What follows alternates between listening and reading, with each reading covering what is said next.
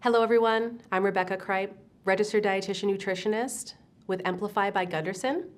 I'm a board certified specialist in obesity and weight management dietitian. And today we're going to talk about exercise and why you need to do it for reals. So why do we need to exercise? Our bodies are designed to move. We're designed to run, jump, and have multiple ways that we can move objects and lift things. And most of us inherently know the exercise is good, but we tend to live quite a sedentary lifestyle. Never in our history have we been so sedentary the past several decades. For various things, by default, that's why we're sedentary. Good industrial movement, the technology boom, but it's really taking a toll on our health. Particularly, it's taking a toll on our health because of cardiovascular issues.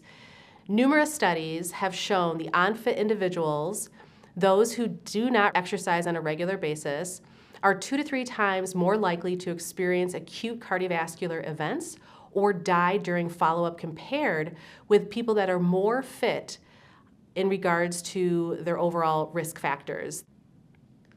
And of course, there's many other reasons why we should be exercising and why we need to be exercising. So in this topic, we of course are relating it to weight management, weight loss, or helping keep our weight off over time. Of course, initially when you start a weight management program, it does enhance weight loss, but the key is the type of weight loss that it can help with, meaning it's going to preserve our muscle. And we're going to talk about the 2 different types of exercise that we want to engage in on a regular basis. It improves metabolic health. Exercise improves insulin sensitivity, cardiovascular health, and overall metabolism, meaning it increases muscle mass to help us build that muscle, and then that muscle restoration, when we're building it, revs up our metabolism much longer. Just to give you an idea, cardio can get our metabolism revved up, meaning it's burning calories more, anywhere from 30 minutes to 2 hours after we do a bout of cardio. Strength training can take up to 24 plus hours for the recovery of restoring those muscles. That's a lot more time that we have that metabolism revved up. Of course, it strengthens our heart. That's what cardio does. That's why we're encouraged to do bouts of walk or exercise machines, taking a hike, swimming laps. And we already talked about that great metabolism and efficiency. Now here, and you can pause once you see everything on the screen and take a snapshot, but we're really driving home the message of how important it is to have these benefits of exercise, anywhere from maintaining our muscle and strength.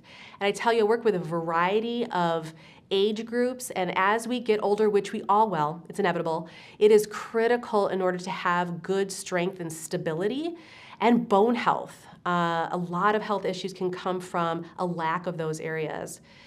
Of course, it enhances the good heart health that we have, supports our mental health. I often say the reason, partly why I exercise, is because it's like my natural Prozac, not diminishing the fact of those of us that do need to have certain medications for that imbalance to help stabilize our mood, but it's a bonus.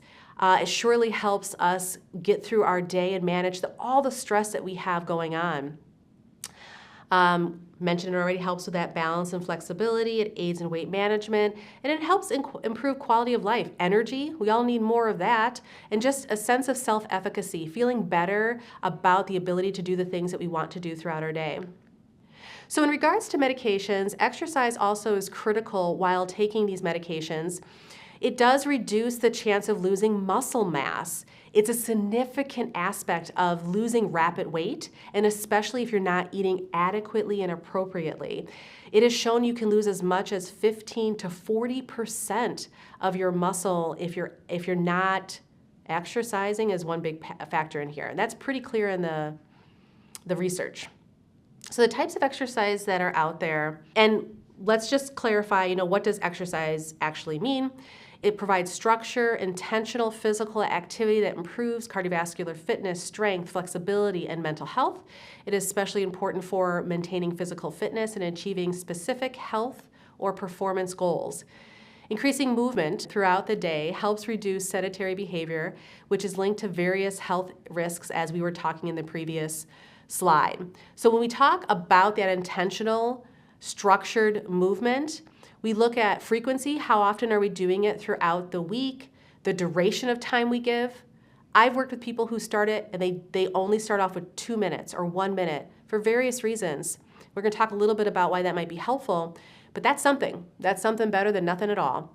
These types of exercise examples would be like walking, especially at a pace where if you and I went for a walk, I'm not talking like this right now. I would be pausing and breathing from time to time because I'm challenging my heart. I'm working the body harder.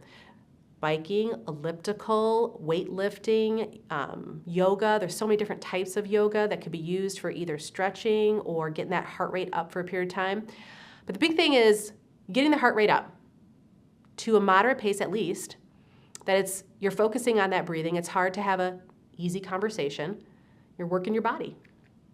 Movement, which a lot of people have various relation with movement. There might be some physical limitations that they can't move as much. And that's an area we can work on under this umbrella of just exercise and movement. But it is the stuff that we just do throughout the day. It increases things like walking more steps or taking the stairs, parking farther away, getting up more frequently from your chair. That's how we can move our body more often. And that's equally as important, especially for our heart, because studies have shown the more sedentary we are, it's just as effective in terms of concerns with mortality, increased chances of dying, or other heart or health issues that are that can happen to us, like diabetes, blood pressure issues. And if we don't move as much, it's just as damaging as it's been correlated with like smoking.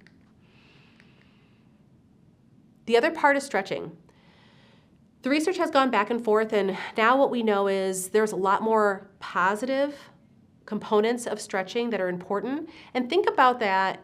I think of like a rubber band or like a balloon, right? When you get a rubber band for the very first time, or you try to blow air into a balloon, it's pretty rigid. And you might start off by stretching that band a little bit or blowing a little bit of air to get some flexibility, kind of warm it up so then you can go a little further with it. And that's kind of how your muscles are.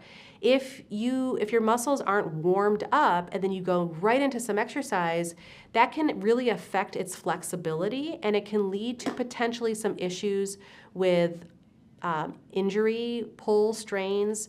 So it relieves that tension, it helps with posture and range of motion. So how much do you need? In regards to losing weight, actively losing weight, we say a minimum of 150 minutes per week, and really encourage you not to do that all in one day. The benefits from a health standpoint of doing it most days of the week and breaking that up are pretty good. And I think consistency is key on that too. So if you dedicate the 150 and break it up between 3 days during the week, or you break it up between 5 days, that consistency is going to be really important. So that breaks down to about 30 minutes most days of the week of cardio. Then we're taking that brisk walk, we're doing an exercise machine, we are swimming laps, riding a stationary bike.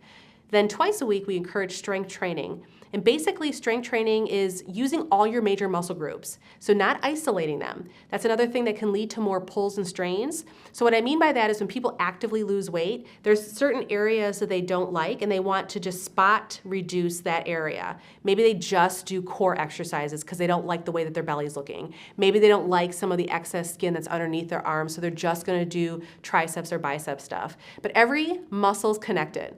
Just like that song, every bone's connected. So if you are working one major muscle group and not others, you can have more pulls and strains that way. Major muscle groups, your arms, upper body, your whole core, front and back, your quads and your calves. And then you're gonna do reps with those, like 8 to 15 reps, 2 or 3 times. And then when it comes to recommendations to maintain that weight loss, we need more. 300 minutes per week. Yes, you heard me. So whatever things you did in order to get that outcome of better health and weight loss, and exercise helps with that, in order to keep that and maintain it, you have to increase more because your body gets used to things over time. And so increasing the duration, the intensity, the frequency is key. So when it comes to cardiovascular recommendations, 45 minutes most days of the week. That's what that breaks down to from the 300, and then 2 to 3 days a week strength training. I will say when it comes to the cardiovascular and even the strength training, you can do at least a 10-minute bout of your cardio, and you can break that up throughout the day in order to get that 45. It doesn't all have to be at the same time. Actually, that type of way of approaching it is more doable for a lot of people. If I can do 10 or 15 minutes in the morning, 10 or 15 minutes after lunch, 10 or 15 minutes after dinner, it seems like it's more doable. And with the strength training, you can break up your muscle groups. So major muscle groups, maybe I do upper body on Monday, lower body on Tuesday, upper body for that second time a week on Wednesday, lower on Thursday. So how do I start? That's the key thing, right? A lot of people are intimidated with movement. Where do I go from here? We actually have a whole other video more specifically breaking that down, but I do like the movement diary. I always say if you want to change something, know where you start. So this is a great example of that. Then when you start, eventually you're going to hit a setback. Something's going to come up in life and you're not going to be consistent with that. And so a lot of us have that pattern. I love this example of understanding what's going to motivate you to get back on track, because that can be the hardest thing after starting. So it's looking at what we call those barriers. And then set the stage. Number one is reduce that friction. Put your workout clothes out the night before if you plan to exercise in the morning. Move your exercise equipment to a more visible space. I have people that will bring their free weights into their work area and they put it on their desk, and so they'll take time throughout their work time and pick up their free weights and do some strength training. Habit stacking. So link your desired habit to something you already are doing. Maybe you put your workout shoes on right before your morning coffee, or you put your walking shoes on before your last meeting, and so then you go for a quick walk before you leave for the day. The 2-minute rule. Something's better than nothing at all. So just starting off with a habit of saying, I'm just going to do 2 minutes. I've had people walk out of their home, down their driveway and back, and it took like 4 or 5 minutes, and that was encouraging to them. They were exposing themselves to that, which increases their efficacy, self-efficacy to keep doing it. Habit couple, so pair something that you like doing with exercise. If you love listening to podcasts, maybe you tell yourself, only when I go for this walk am I going to get that awesome podcast that I enjoy. And then find the enjoyment. It's very sad in our society that exercise is coined with torture. It's not meant to be that way. It was never meant to be that way. In order for us to be successful of continuing to exercise and move on a regular basis as part of our lifestyle, there has to be enjoyment with it. And keep trying. If you've tried some things, traditional things, and you don't like it, there are so many awesome things that are out there this day and age. Ask around as well. Start small. We always talk about habit-forming opportunities, so we like the SMART goal format. It stands for being specific, measurable, attainable, realistic, and time-bound. It's a great one. You'll see this layered into all of our talks. And consistency is key. That's what's most important.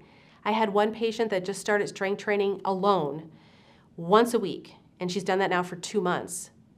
And she's got a good habit down. And now we're talking about starting some cardio, and we're gonna start with one other day in that week. All right, takeaways for today is it's pretty important. We need to do it, and hopefully after the information I'm providing, it really is resonating with you and how that's going to help you personally in your life.